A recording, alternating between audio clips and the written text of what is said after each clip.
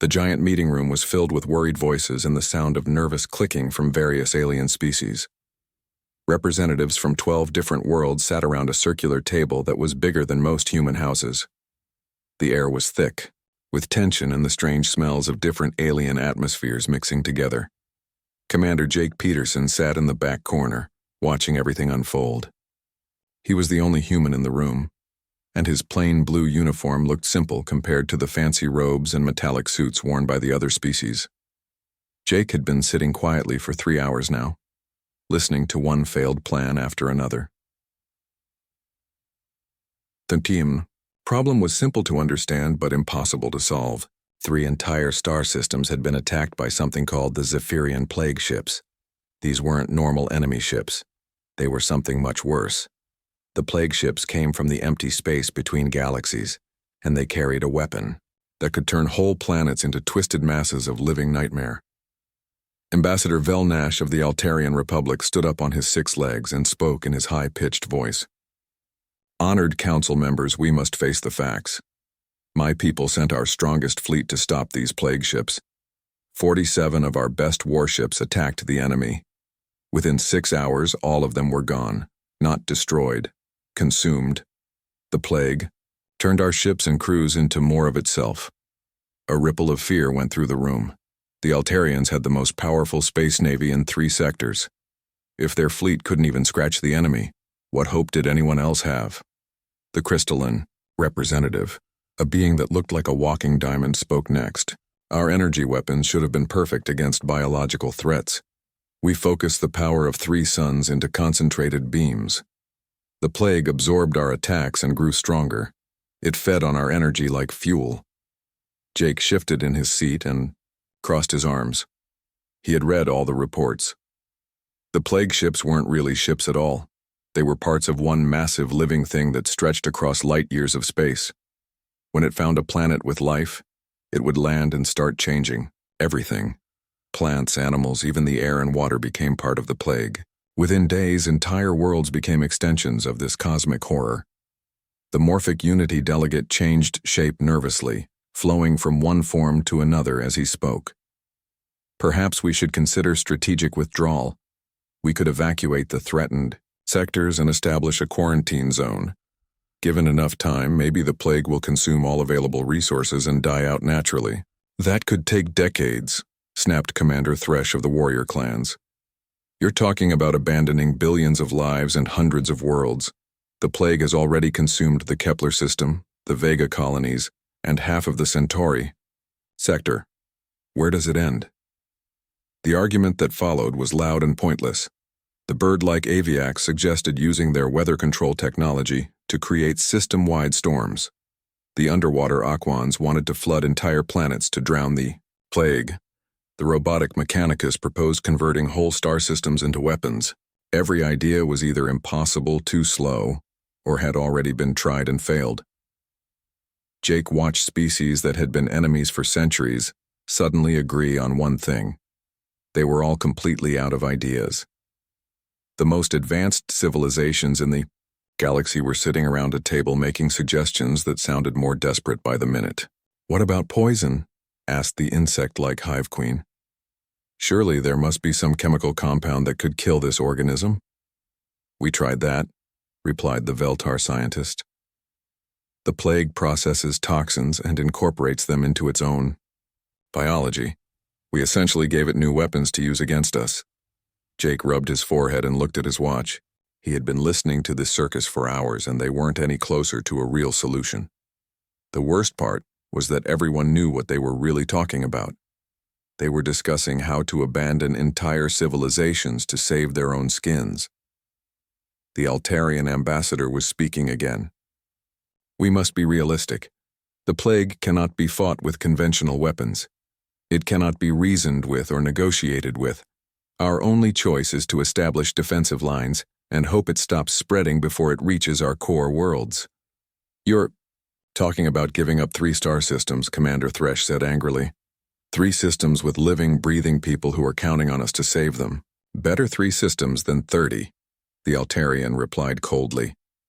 That was when Jake had heard enough. He stood up slowly. and somehow his movement caught everyone's attention. The room gradually went quiet as all eyes turned to the human in the corner. Jake was not an impressive figure by galactic standards.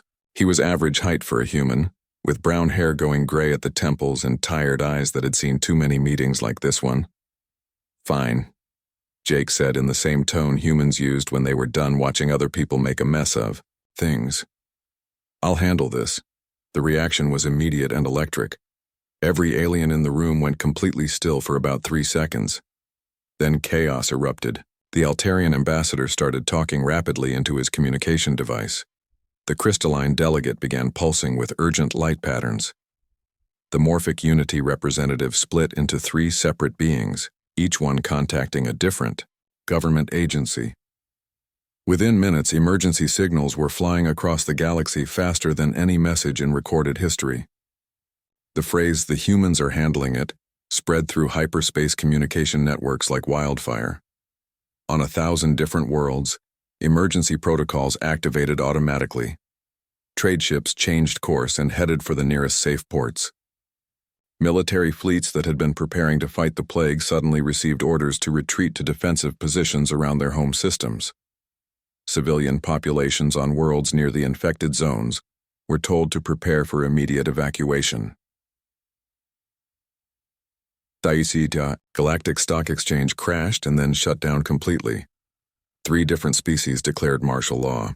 The normally busy hyperspace lanes became empty, as every ship captain decided they had urgent business somewhere far away from human operations.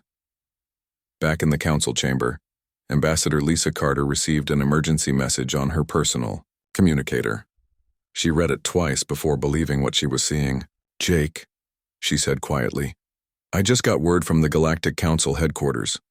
They're granting humanity emergency powers to deal with the Zephyrian threat.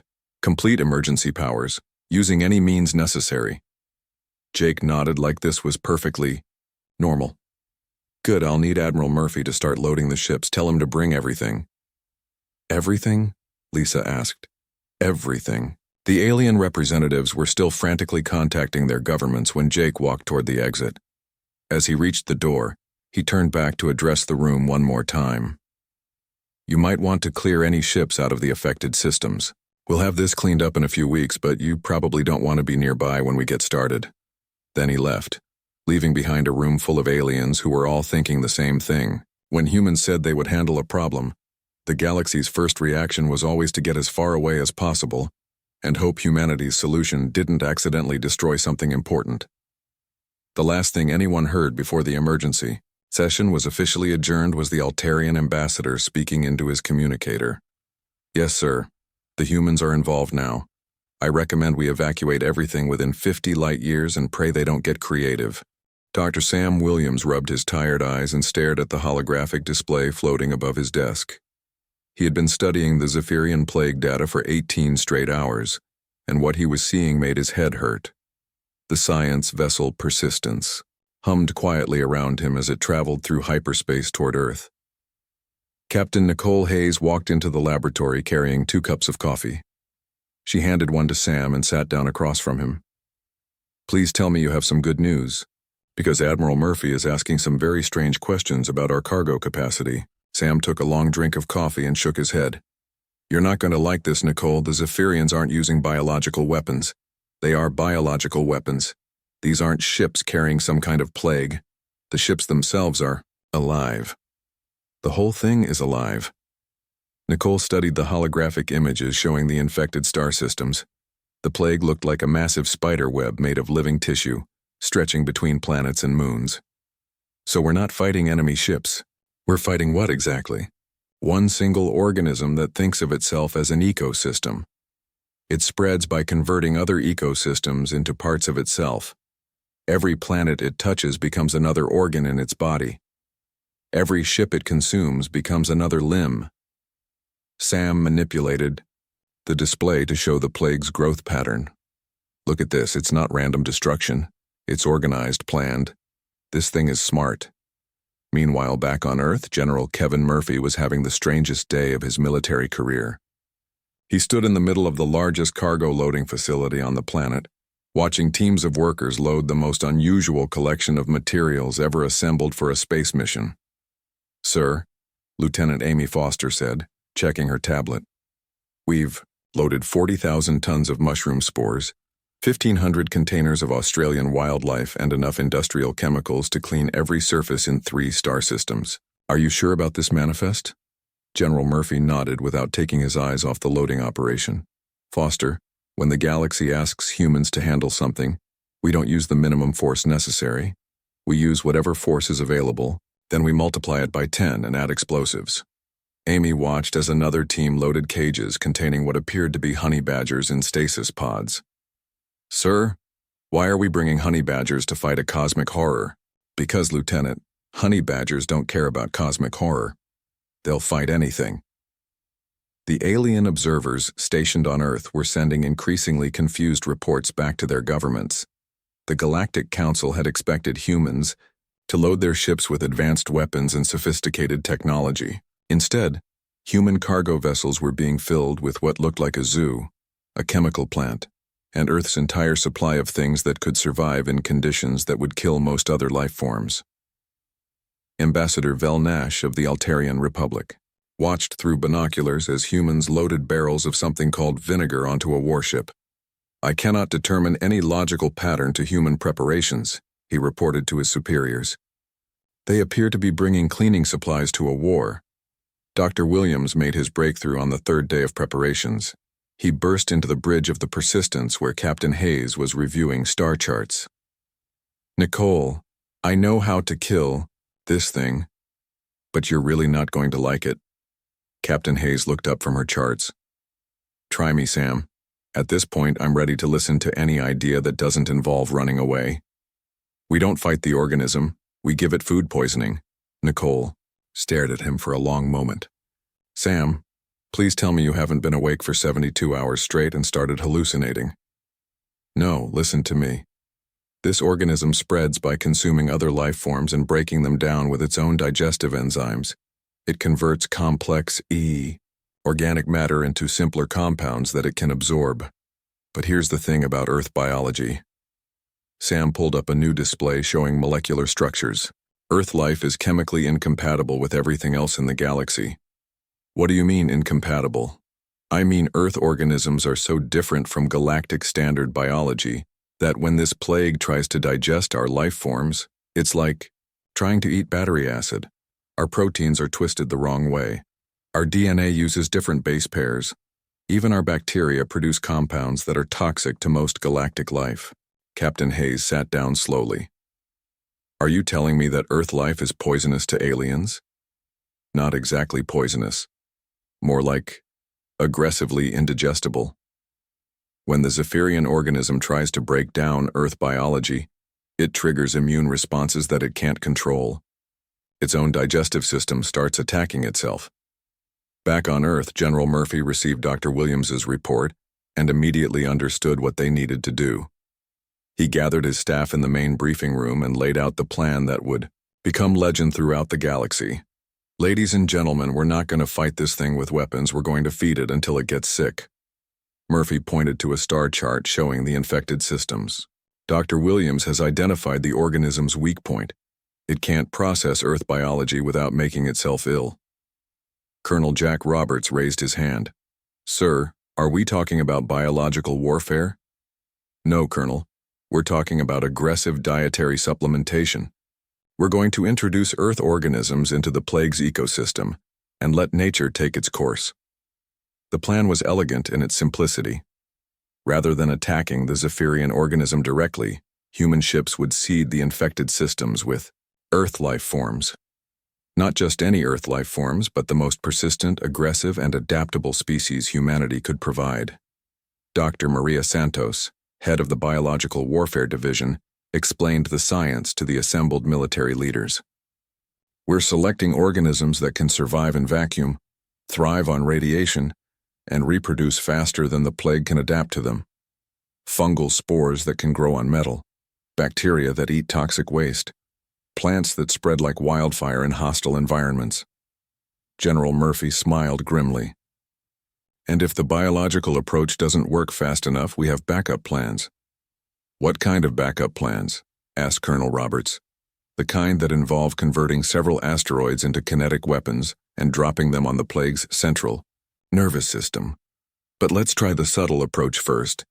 Within a week, the human fleet was ready to depart. 50 cargo ships loaded with Earth's most obnoxious life forms, 20 warships carrying enough firepower to sterilize small moons, and one very special transport vessel loaded with what General Murphy called the nuclear option. Captain Jennifer Stone stood on the bridge of the heavy cruiser Resilience and watched the fleet assemble in Earth orbit. She had been fighting aliens for 15 years, but she had never seen anything like this preparation. Captain, her communications officer reported, "We're receiving messages from the Galactic Council. They want to know if we need any assistance." Jennifer laughed. "Tell them we appreciate the offer, but we've got this handled, and suggest they keep their ships at least 50 light years away from the target zone." 50 light years? That seems excessive. Lieutenant, when humans say they're going to handle something, excessive is our starting point. We'll work our way up from there. As the human fleet prepared to jump to hyperspace, Dr. Williams sent one final message to the Galactic Council. To all interested parties, the human response to the Zephyrian crisis will commence in 72 hours. We recommend evacuation of all non-essential personnel from the affected systems. What we're about to do is not technically warfare. It's more like aggressive pest control. But you probably don't want to be nearby when we get started. The fleet jumped to hyperspace, carrying with them the most unconventional arsenal in galactic history. And across known space, alien civilizations held their breath and hoped that humanity's definition of handling it wouldn't evolve any further. The human fleet dropped out of hyperspace at the edge of the Kepler system and found something that made even the most experienced space veterans stop and stare. What they saw was not a normal enemy force or even a destroyed star system. It was something that looked like it belonged in nightmares. 3 planets and 17 moons had been transformed into writhing masses of organic matter that pulsed with sickly green light. Streams of living tissue connected the planets like twisted bridges carrying nutrients and signals across millions of miles of space. The entire system looked like the inside of some massive creature, with planets serving as organs and in body too large to understand. Captain Tony Rodriguez stood on the bridge of the heavy cruiser Determination and tried to process what he was seeing. He had fought in 3 wars and seen alien battlefields that haunted his dreams, but nothing had prepared him for this. The Zephyrian plague was so vast that it was visible from the edge of the solar system. "Sir," his navigation officer reported with a shaky voice, "our sensors are detecting movement throughout the system. The organic connections between planets are actively transporting material. This thing is alive and functioning like a single organism." Tony opened communications with the lead science vessel. "Dr. Williams, please tell me you have good news, because what I'm looking at doesn't look like something we can fight with conventional weapons." Dr. Sam Williams responded from his laboratory aboard the Persistence. "I have news, Captain. Whether it's good depends on your definition of good. I've analyzed the organism's biological processes in detail. It breaks down complex matter by introducing its own digestive enzymes, then absorbs the converted material into its body mass. And the bad news? The organism learns from everything it consumes. It's been absorbing alien technology and biology for weeks. It's getting smarter and more dangerous every day." Captain Nicole Hayes joined the conversation from the science vessel. "But we have an advantage it doesn't know about yet. Earth biology is completely incompatible with its digestive system. When it tries to process our organisms, it's like trying to digest poison." The plan they had developed was simple in concept, but terrifying in execution. Rather than attacking the plague directly, the human fleet would seed the infected system with Earth life forms, the most aggressive, persistent, and adaptable species that Earth had to offer. Captain Jennifer Stone watched from the bridge of the cruiser Resilience as the first phase of the operation began. Cargo ships moved into position around the infected planets and began releasing clouds of microscopic Earth organisms into space. "This feels wrong," she said to her first officer. "We're not fighting this thing, we're trying to give it food poisoning on a cosmic scale." Commander Bill Taylor checked his tactical display. Welcome to human problem solving, Captain. We don't fight fair, we fight to win. The results began almost immediately. Dr. Williams monitored the biological readings from his science station and watched as something unprecedented happened. The Zephyrian organism began showing signs of distress as Earth microorganisms made contact with its outer layers. "It's working," he reported to the fleet. "The plague is trying to digest our bacteria and having severe reactions. Its immune system is going crazy trying to process biological matter it doesn't understand." But the organism was not passive. As Earth biology began causing problems throughout its system, the plague started to fight back. Massive tentacles of infected matter lashed out from the planets, reaching across space to attack the human ships. The heavy cruiser, Defiance, was caught by one of these attacks. Captain Danny Brooks watched in horror as organic tendrils wrapped around his ship and began secreting digestive acids designed to break down the hull. "All hands prepare for boarding action," he announced over the ship's communication system, "and break out the flamethrowers, lots of flamethrowers." The battle that followed was unlike anything in military history. Human soldiers fought hand-to-hand, combat against living ship corridors that were trying to digest them. The plague had turned sections of their own ship into extensions of itself, creating a nightmare scenario where the battlefield kept changing. But Earth biology proved its worth. Even in close combat, the plague's digestive processes that worked perfectly on alien life forms failed completely when exposed to human biology. The organic matter that tried to consume human soldiers began breaking down instead. Lieutenant Carol Murphy led a squad of Marines through corridors that pulsed like arteries. "Keep moving," she shouted over the sound of organic matter dissolving around them. "This thing can't process us properly. We're basically walking poison to it." Meanwhile, the main fleet continued seeding the system with Earth organisms. Dr. Williams had selected the most obnoxious life forms Earth had to offer. Fungal spores that could survive in vacuum and grow on metal surfaces. Bacteria that thrived on radiation and toxic chemicals. Plants that could spread faster than the plague could adapt to them. The effects spread throughout the Zephyrian organism, like a biological wildfire. Sections of the plague mass began breaking apart as Earth biology triggered immune responses that the creature couldn't control. The organic bridges between planets started dissolving as the organism's own digestive system turned against itself. But the plague was learning and adapting. It began isolating infected sections and cutting them away from its main body mass. The organism was literally amputating parts of itself to prevent Earth biology from spreading further. "It's smarter than we thought," Dr. Williams reported to the Fleet Command. "The organism is performing surgical removal of infected tissue. It's trying to quarantine our biological agents."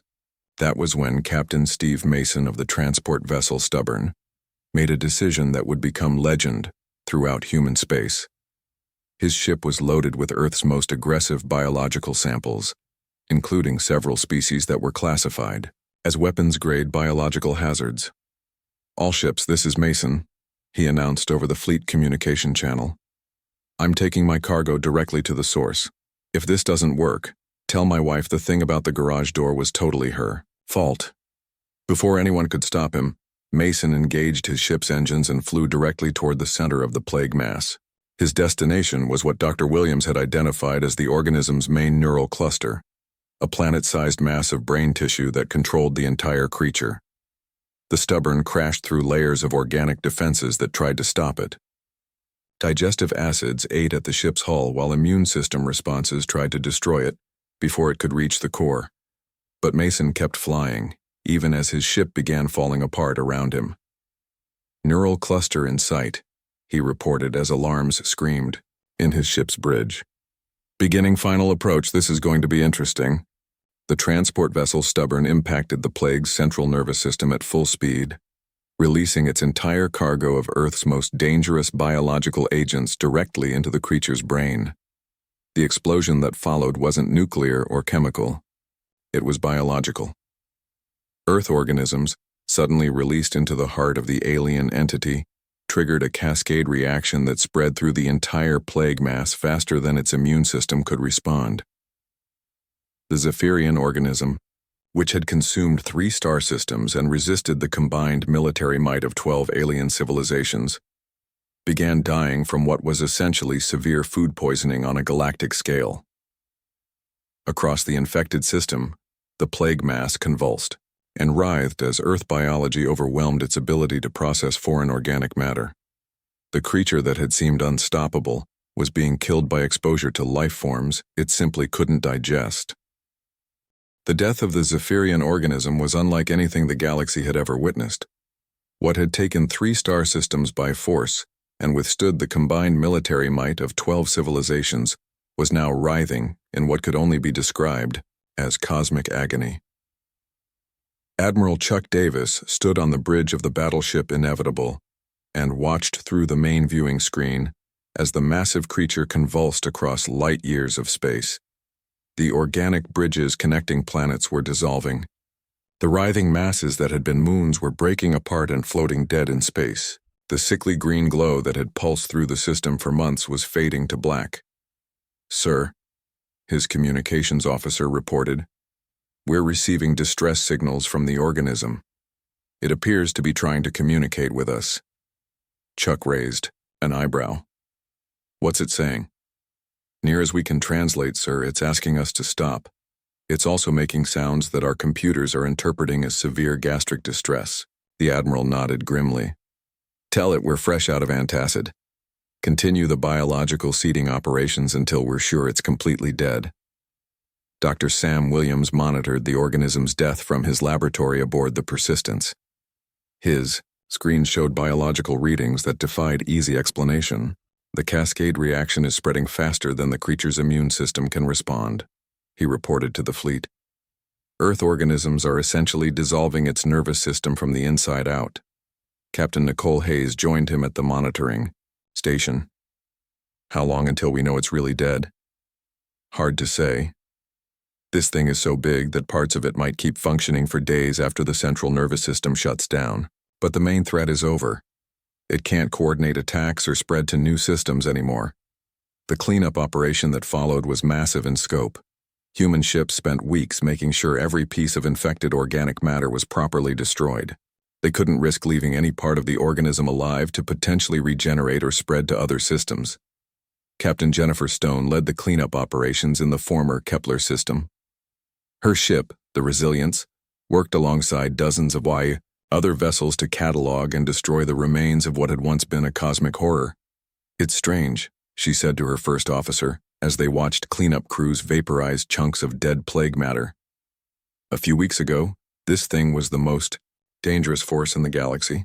Now it's just really disgusting space garbage." Commander Bill Taylor checked his scanner readings. "The biological agents we introduced are still active throughout the system. Any remaining plague matter is being broken down by Earth organisms that are having the time of their lives eating something they can actually digest." Back on Earth, General Kevin Murphy was dealing with a different kind of problem. Representatives from every major alien civilization were demanding explanations for what humanity had done. The Galactic Council had called an emergency session to discuss what they were calling the human biological incident. Ambassador Lisa Carter found herself in the unusual position of having to reassure 12 different species that humanity had no intention of using biological warfare against them. "The thing you need to understand," she explained to the packed council chamber, "is that humans don't consider this biological warfare. We consider this Tuesday." The Altarian ambassador, Vel Nash, spoke with barely controlled fear in his voice. "Ambassador Carter, your species just killed a cosmic entity using microorganisms. You turned 3 star systems into a biological weapon testing ground. How is this not warfare?" Lisa shrugged. "Because we weren't trying to kill anyone. We were trying to cure an infection. The fact that our cure happened to be lethal to the infection is just good medicine." The reactions from different species varied wildly. The warrior clans were impressed and terrified in equal measure. The peaceful trading federations were making plans to relocate their business far from human space. The scientific communities were desperately trying to understand how Earth biology could be so different from galactic standard life.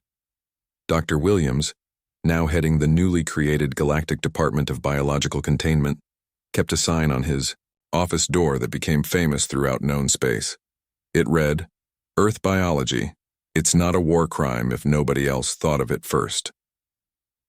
The most significant change came in how the galaxy viewed humanity. Before the Zephyrian crisis, humans were seen as a young species with primitive technology, but surprising determination. After the crisis, humans were seen as something much more dangerous. Trade agreements began, including clauses specifically prohibiting humans from offering to help with biological problems. Diplomatic protocols were revised to include procedures for when humans suggested solutions to galactic crises. Several species began maintaining emergency evacuation fleets just in case humanity decided to help with other issues.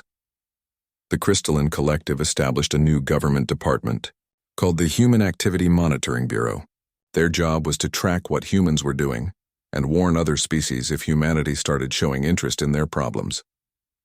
Captain Tony Rodriguez, now promoted to admiral after his role in the Kepler operation, often dealt with alien concerns about human methods. "Look," he would tell worried diplomatic delegations, "we told you we'd handle the problem. We never said you'd like how we handled it." The most telling change came in standard Galactic Council meeting procedures. A new agenda item was added to every session. Things humans are not allowed to handle this week. The list grew longer.